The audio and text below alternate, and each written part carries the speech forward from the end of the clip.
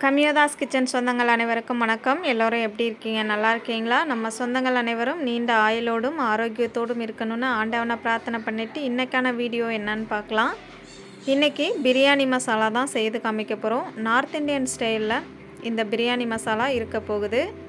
அடுத்தடுத்த வீடியோக்களில் நம்ம பாய் வீட்டு பிரியாணி மசாலா எப்படி செய்கிறது அப்படிங்கிறதையும் வீடியோவாக போடலாம்.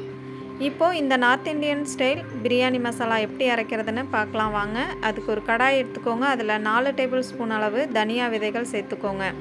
அதாவது கொத்தமல்லி விதைகள் சேர்த்துட்டு நல்லா பொன்னிறம் வர வரைக்கும் வறுத்து எடுத்துக்கோங்க. ஸ்டவ்வை லோ ஃப்ளேமில் மீடியம் ஃப்ளேமில் மாற்றி மாற்றி வச்சு வறுத்து எடுத்துக்கோங்க.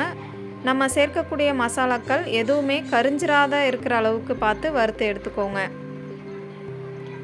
இப்போ நம்ம 4 டேபிள் ஸ்பூன் அளவு கொத்தமல்லியை சேர்த்து வறுத்து வேறொரு பிளேட்டுக்கு மாற்றிட்டோம். இப்போ அடுத்ததாக 2 டேபிள் ஸ்பூன் அளவுக்கு சீரகத்தையும் சேர்த்து நல்லா வறுத்து எடுத்துக்கலாம்.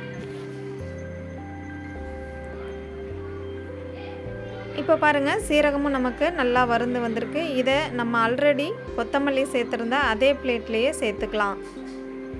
சேர்த்துட்டு இப்போ இது கூட 1 டேபிள் ஸ்பூன் அளவுக்கு மிளகும் சேர்த்து வறுத்து எடுத்துக்க போகிறோம்.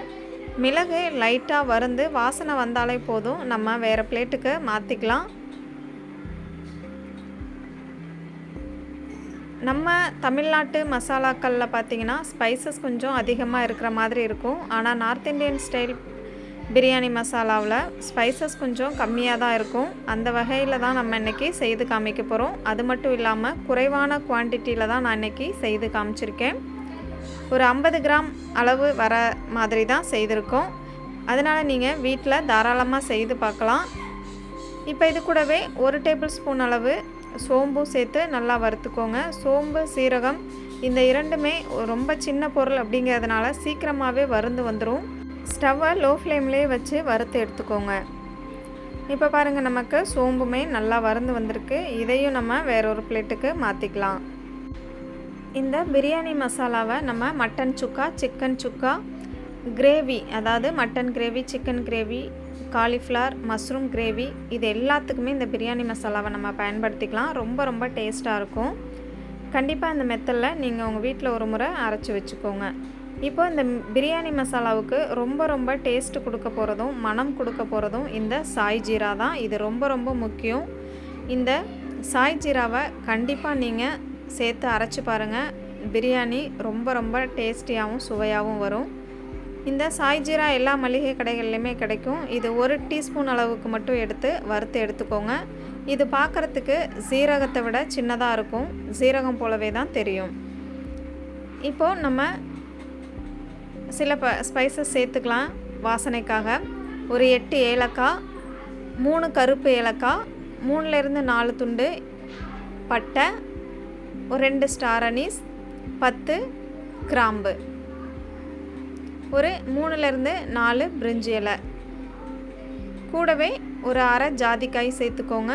ஜாதிக்காவும் சாய் ஜீராவும் தான் பிரியாணிக்கு நல்ல வாசனையை கொடுக்கும். இந்த ரெண்டுமே கண்டிப்பாக நீங்கள் சேர்த்துக்கோங்க. சேர்த்துட்டு இதை நல்லா வறுத்து கொடுத்துக்கோங்க. ஸ்டவ்வை மீடியம்லேயோ லோ ஃப்ளேம்லேயோ மாற்றி வச்சு வறுத்து எடுத்துக்கோங்க. எந்த ஒரு பொருளுமே கரிஞ்சிராமல் இருக்கிற மாதிரி பார்த்துக்கோங்க. நீங்கள் பக்கத்துலேயே நின்று வறுத்து எடுத்துக்கணும். இப்போது இந்த ஸ்பைசஸ்மே நம்ம வறுத்து எடுத்தாச்சு. இதையும் அதே பிளேட்டுக்கு மாற்றிட்டு ஃபேன் கடியில் வச்சு நல்லா ஆற வச்சு எடுத்துக்கலாம். இந்த பிரியாணி மசாலாவை நீங்கள் பிரியாணிக்கு யூஸ் பண்ணும்போது 1 கிலோ அளவு சிக்கன் பிரியாணி, மட்டன் பிரியாணி அல்லது வெஜிடபிள் பிரியாணி, மஷ்ரூம் பிரியாணி, எந்த வகையான பிரியாணி செய்கிறதா இருந்தாலும் 1 கிலோவுக்கு 1.5 டேபிள் ஸ்பூன் அளவு இந்த பிரியாணி மசாலா சேர்த்துக்கோங்க. கரெக்டான ரேஷியோவாக இருக்கும். அது மட்டும் இல்லாமல் நீங்கள் பிரியாணி செய்யும் போது இஞ்சி பூண்டு விழுது, தனி மிளகாய் தூள், இந்த பிரியாணி மசாலா, இந்த 3 மட்டும் சேர்த்தாலே போதும்.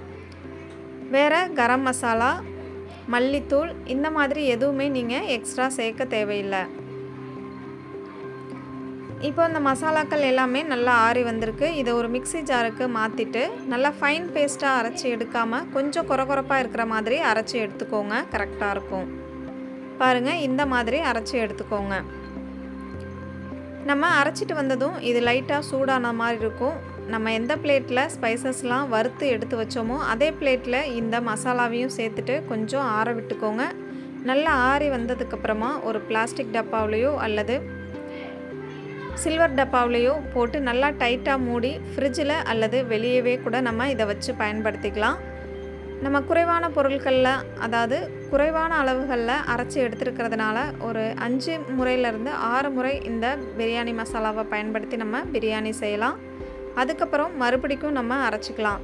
எந்த ஒரு மசாலாவுமே நம்ம பல்காக அரைச்சி வச்சுக்கிட்டோம் அப்படின்னா அதனோட ஃப்ளேவர், அதாவது அந்த அரோமான்னு சொல்லுவாங்க பார்த்திங்களா, அந்த வாசனை ரொம்ப நாளைக்கு இருக்காது. அதனால் ஒரு 50 கிராம் போல் அரைச்சி வச்சுக்கிட்டோம்னா நல்ல வாசனையாகவே இருக்கும். தேங்க்யூ.